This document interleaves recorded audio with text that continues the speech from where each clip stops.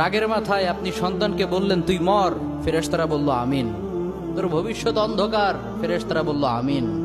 রেগে মেগে আপনি আপনার মেয়েকে বললেন জীবনেও তোর কপালে স্বামীর ভাত জুটবে না, ফেরেশতারা আবারও বলল আমিন। আচ্ছা, আপনি না সেই ব্যক্তি যে তার নিজের জীবনের চাইতেও সন্তানকে বেশি ভালোবাসেন? আপনি না সেই ব্যক্তি যে তার সন্তানের জন্য হাসতে হাসতে নিজের জীবনটাও দিয়ে দিতে পারেন? আপনি না সেই ব্যক্তি যে আল্লাহর কাছে নিজের চাইতেও সন্তানের জন্য বেশি দোয়া করে? তাহলে কি করে নিজের হাতে নিজের সন্তানের এত বড় ক্ষতি করতে পারলেন? Doesn't make any sense. Common sense বলতে কিচ্ছু নাই আপনাদের? আপনারা কি জানেন না আপনাদের রাগের মাথায় বদদোয়া করাগুলো ফেরেশতারা আমিন বলে? দাওয়াতুল ওয়ালিদ আলা ওয়ালাদি, বাবা মা তার সন্তানের জন্য যেই দোয়া করে সেটা ভালো হোক কিংবা বদদোয়া হোক, আল্লাহ সেটাই কবুল করে নেয়। এজন্য খবরদার, নেভার কার্স ইউর চিলড্রেন। রাগের মাথায় কখনো সন্তানকে অভিশাপ করবেন না।